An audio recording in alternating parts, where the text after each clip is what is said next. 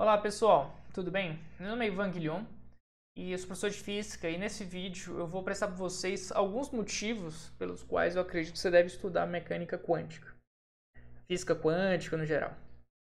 Então, esse vídeo de alguma maneira é um complemento às aulas que eu estou disponibilizando aqui no canal do YouTube. Então, elas fazem parte de um quarto de uma disciplina para alunos de começo de curso de engenharia.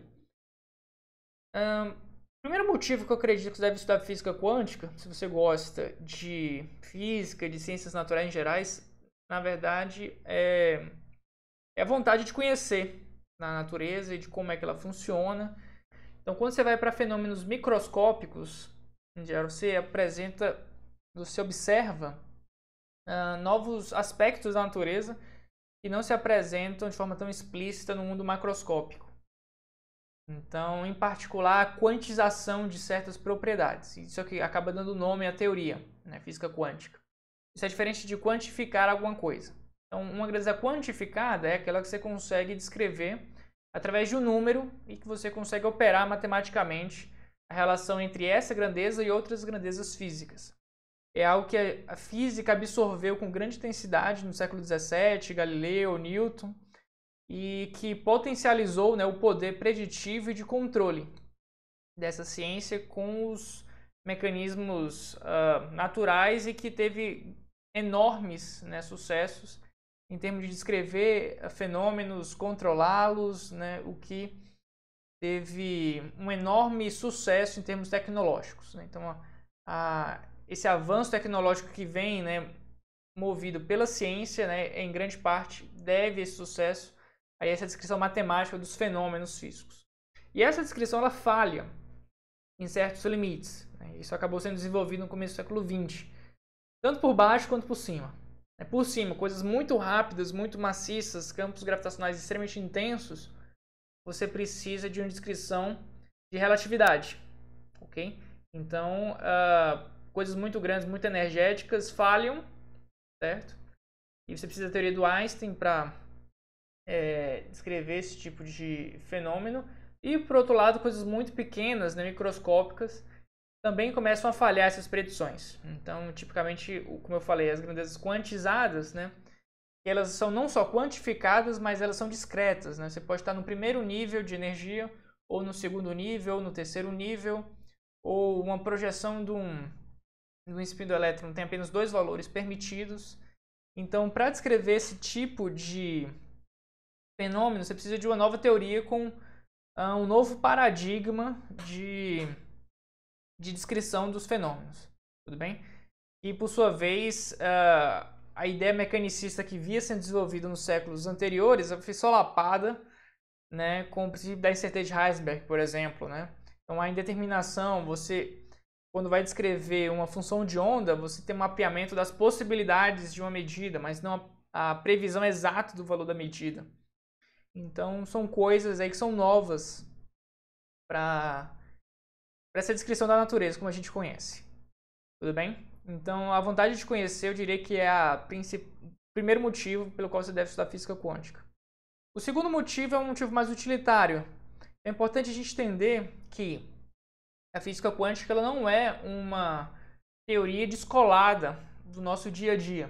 Então, estou gravando aqui esse vídeo com um computador e uma câmera digital que tem uma matriz ali de silício que é sensibilizada pela incidência de luz, ok?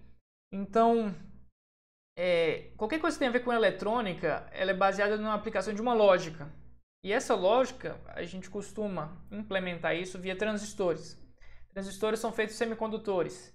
Semicondutores, para você entender como eles funcionam, você precisa de uma teoria de bandas. E para essa teoria de bandas ser formulada, você precisa de mecânica quântica. Então, celulares, como vocês conhecem, né, computadores, tudo isso está embasado no desenvolvimento aí de materiais, na descrição baseada em física quântica. Então, isso é para o século XX. Aplicações médicas, né, ressonância magnética nuclear. Então, a interação entre núcleos e campos magnéticos, você precisa de um spin de núcleos, spin de prótons, nêutrons e por aí vai. Então, a descrição formal disso só vai vir com física quântica. Então, é uma parte da física que está aí amplamente difundida em novas tecnologias, né? Para o futuro, século XXI, o computador quântico, ele é quântico até no nome, então assim, ele explora aí a superposição de um sistema em 2 níveis, que é algo que é fundamentalmente quântico também, informação quântica, por aí vai. Então, muitas coisas que estão sendo desenvolvidas aí como novas tecnologias exigem essa teoria, né, para você descrever bem esses sistemas. Qualquer coisa que vai para o ramo da nanotecnologia, você tem aí, por exemplo, a modificação, né, de aglomerados de partículas que depende do tamanho. É uma coisa que não acontece no mundo macroscópico. Se você tem giz, um giz inteiro tem propriedades físicas determinadas, você pega meio giz, tem as mesmas propriedades físicas intensivas. Isso não necessariamente acontece com a física no mundo quântico, no mundo nanométrico. Se você modifica o tamanho ou o formato de um aglomerado de partículas, esse aglomerado pode absorver luz em uma frequência diferente, né? Ou seja, detectar um comprimento de onda distinto, por aí vai. Tudo bem? E essa ideia também de superposição de estados também, que é uma coisa que não acontece no mundo macroscópico, né? Certo. Então, esse aí é o segundo aspecto, né, que é a utilidade dessa teoria em diferentes tecnologias que permeiam o nosso dia a dia. Em terceiro lugar, eu acho que para você não cair no conto do vigário, em conversas estranhas, né, que podem se valer do aditivo quântico, mas não tem nada de quântico, né, vídeo coaches quânticos. Eu procurei aqui, fiz uma busca no YouTube sobre vídeos sobre mecânica quântica, como aprender, ou por que aprender. Eu achei muita coisa muito estranha.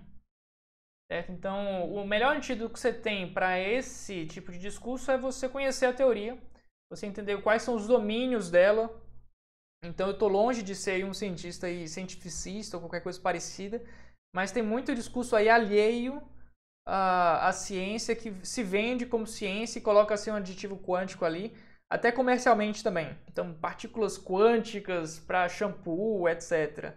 Então, é importante você ter um certo conhecimento dessa teoria para não cair aí em qualquer coisa que seja muito bonitinha aí com um discurso pomposo. Se você quiser ler algumas coisas sobre esse assunto, né, é um livro bem bacaninha para você ler para criança ou com um completo leigo no assunto, né, quem só quer uma leitura muito leve, sei lá, Alice no País do Quanto, né, é um livro que eu ouço falar muito bem dele, né, escrito por um físico de partículas e que apresenta algumas ideias gerais sobre o que acontece na física quântica que não acontece no mundo macroscópico.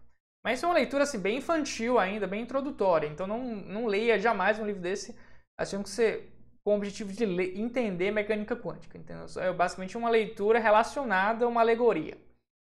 Se você quiser estudar um pouco mais a fundo, um livro introdutório aqui que você pode explorar é o Física Quântica do Iceberg, do Resnick. É um que eu costumo usar tanto para preparar aulas introdutórias para alunos de ensino médio com Olimpíadas, quando eu dava aula para esse público. Introdução à mecânica quântica para engenheiros, também uso esse livro. Mais para frente, quando começa a formalizar um pouco mais, né, eu uso o Mecânica Quântica do David Griffiths. Tá? Então é um livro bom também. E ainda outras recomendações bibliográficas vocês podem acompanhar no Instagram também, para públicos mais experientes. Uma leitura mais filosófica que você pode escolher também, né, que relaciona a mecânica quântica à filosofia, tem um bem interessante do Wolfgang Smith, certo?